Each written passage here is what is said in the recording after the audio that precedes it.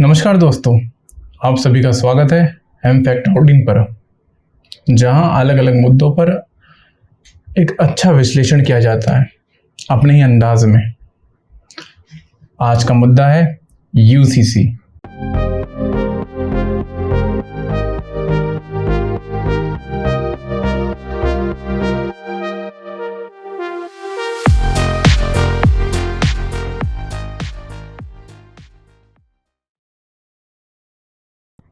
UCC का मतलब uniform civil code. एक देश के अंदर जितने भी निवासी रहते हैं उन निवासियों के निजी मामलों के कानून, सिविल मामलों के कानून को सिविल कोड कहा जाता है। सभी के लिए एक समान, चाहे वो हिंदू हो, मुस्लिम हो, सिख हो, ईसाई हो, पारसी हो, जैन हो, बौद्ध हो या कोई अन्य पंथ या मजहब या धर्म हो, ये उनका कानून है। और वैसे धर्म तो एक ही है, हिंदू धर्म, बाकी तो सब मजहब है। अब बात आई है कि यूसीसी का विरोध क्यों हो रहा है, तो उसका विरोध कौन कर रहा है। तो इस देश के अंदर दो धड़े हैं जो यूसीसी का पूरी जान से विरोध कर रहे हैं।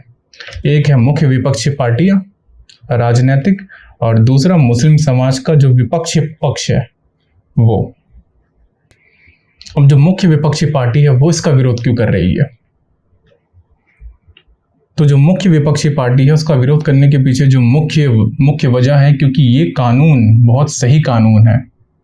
इसके द्वारा जो भारतीय समाज के अंदर भारत में रहने वाले नागरिकों के साथ जो बहुत कुछ गलत हो रहा है उस गलत को ठीक कर दिया जाएगा, और इसे लागू करने वाली सरकार की बहुत अच्छी होगी।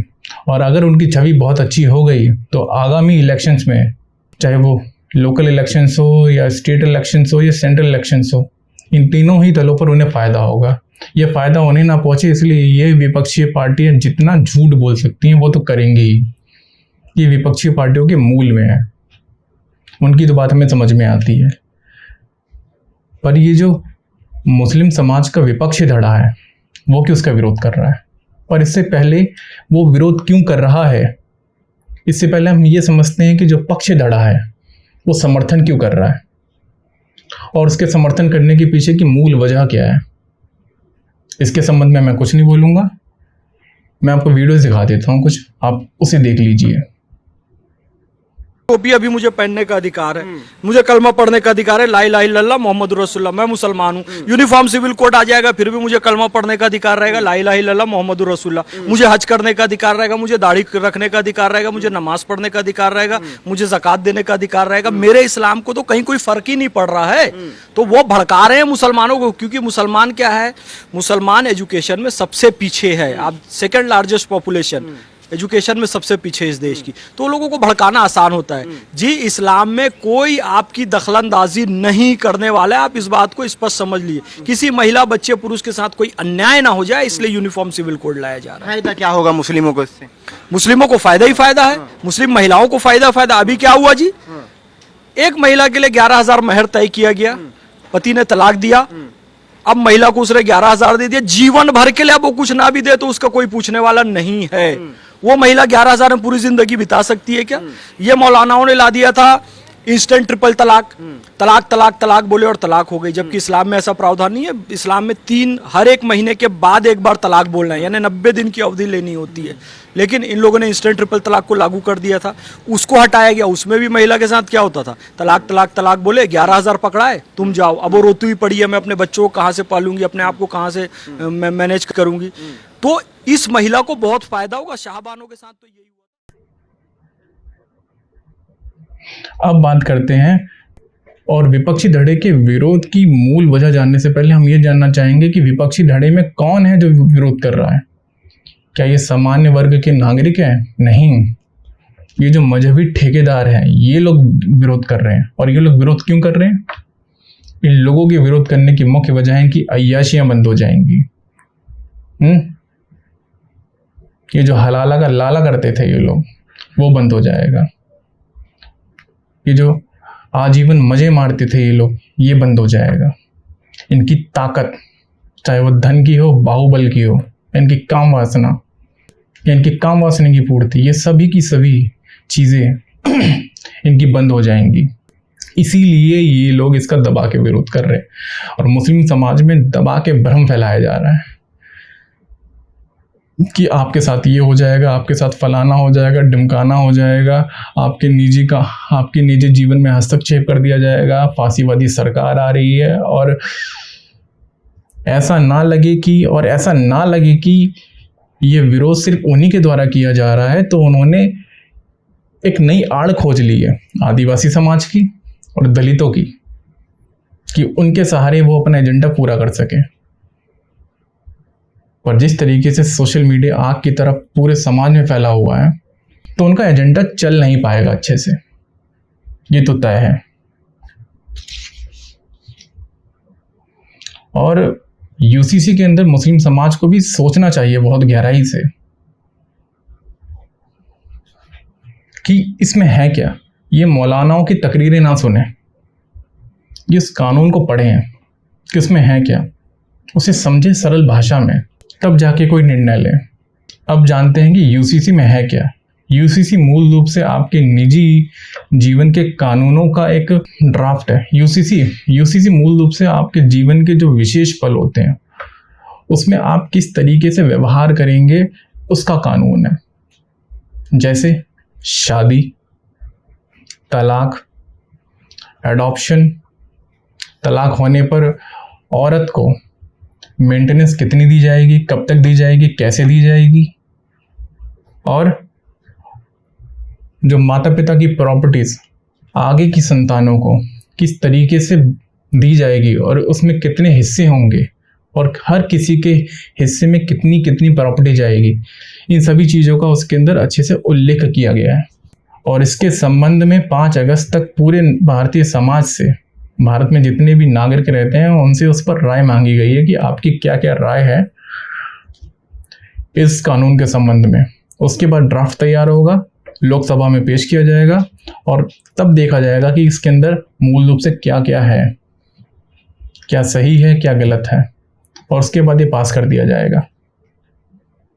सरकार की नीयत इस देश को मजबूत महाशक्ति बनाने की है, और ये तभी हो सकता है जब हमारे देश के जो मूल कानून है उन्हें ठीक किया जाए, व्यक्ति उन्हीं में फंस के ना रह जाए। अगर व्यक्ति उन्हीं में फंस के रह जाएगा तो वो जीवन के दूसरे आयामों में नहीं जा पाएगा, आर्थिक तरक्की नहीं कर पाएगा, मानसिक तरक्की नहीं कर पाएगा, और जो कला, विज्ञान, साहित्य में आगे नहीं बढ़ पाएगा। इन सभी क्षेत्रों में बढ़ने के लिए उसका सबसे जरूरी है कि वो अपने जीवन के जो मूल कानून हैं उनको सही कर ले, और सरकार के लिए भी, न्याय व्यवस्था के लिए भी आसान हो जाएगा न्याय करना। जल्दी न्याय मिलेगा इन सभी मामलों में, बड़ी बड़ी लंबी कतारें नहीं लगेंगी, लाइनें नहीं लगेंगी। और मूल रूप से इस कानून से सबसे ज़्यादा जो फ़ायदा होगा वो सिर्फ मुस्लिम समाज की महिलाओं को होगा, क्योंकि उनके साथ इस समाज में जितना शोषण होता है वो किसी और महिला का किसी और समाज में होता ही नहीं। निकाह हलाला, प्रॉपर्टी का अच्छे से बंटवारा ना होना, तलाक बिद्दत को तो बैन कर दिया गया, झटके में तलाक दे दिया जाता था। और जो मेहर की रकम होती थी 500, 1000, 9000, 10,000, 11,000 पकड़ा दी जाती थी। अब वो औरत जिसने खुद को इस काबिल नहीं बनाया कि वो खुद कमा के खा सके, उसका क्या होगा? उसे मजबूरन फिर से ब्याह करने के लिए उसे राजी करना पड़ता था, पर उससे पहले उसका हलाला करना होता था। हलाला किससे किया जाता है? कभी पिता से, कभी मौलाना से, कभी किसी और से शादी करो, एक रात बिताओ और उसके बाद पुनः शादी करो अपने पति से। ये खेल है, ये क्या प्रथा है, और ये आज भी चलती है। मैं आपको वीडियोस दिखा सकता हूं इसके संबंध में काफी सारी। तो मुस्लिम समाज से मेरी तहे दिल से ये रिक्वेस्ट है कि पहले ये लोग इस कानून को अच्छे से पढ़ें, समझें, खुद मौलानाओं के चक्कर में ना पड़े, कोई क्या कह रहा है उसके चक्कर में ना पड़े, खुद अपनी रुचि दिखाएं, पढ़े, क्योंकि ये उनके भविष्य को सुधारने की दिशा में लिया गया एक बहुत बड़ा कदम है। और जो उनके समाज में गलत रीतियां हैं, उन रीतियों को पर तोड़ा जा रहा है। काटा जा रहा है, जो गंदगियां हैं, ताकि उनका तन मन आर्थिक सामाजिक अच्छे से विकास हो सके। तो पूरा का पूरा खेल यही है। और इतना ही नहीं, ये कानून लागू ना हो पाए, अगर ये लागू हो गया तो सामाजिक व्यवस्था ठीक होगी और हम आर्थिक महाशक्ति बनेंगे धीरे धीरे। ऐसा ना हो पाए, इसलिए बाहरी देश की शक्तियां भी इसका विरोध करेंगी, और वो विरोध किस किस रूप में करेंगी ये बताना बड़ा ही मुश्किल है। जो लोग अभी तक पक्ष में दिख रहे थे, वही लोग धीरे से विपक्ष का बीज आपके मनों में बो देंगे। किसी तो ये होगा, किसी तो होगा, फलाना ढिमकाना, ये वो। आप कान के कच्चे हो, आप सुनोगे, उनकी बातों को मानोगे और फिर आप धरना देना चालू कर दोगे, दंगे करना चालू कर दोगे। आप पहले उसका प्रिंट आउट निकलवाइए, इंटरनेट पे जाइए, उसकी PDF डाउनलोड कीजिए, जब ड्राफ्ट आ जाएगा उसका प्रिंट आउट निकलवाइए, उसे पढ़िए, समझिए, थोड़ा कष्ट कीजिए। और समाज में ये जो दंगे फैलते हैं, जिससे जो आगजनी होती है, बलात्कार होते हैं, तोड़ फोड़ होती है, इससे कितनी हानि होती है। और जो भी समाज ये करता है उसकी तो हानि होती ही होती है, पर जिसके साथ किया जाता है उसकी भी हानि होती है। तो ये समझदारी भरा काम नहीं है। आशा करता हूँ आपने मेरी बातों को ध्यान से सुना और समझा होगा, और इस विषय पर नीचे दिए गए कमेंट बॉक्स पर अपनी राय जरूर दें। वीडियो को लाइक, सब्सक्राइब एंड शेयर करें। अब मिलते हैं आपसे एक नए मुद्दे पर।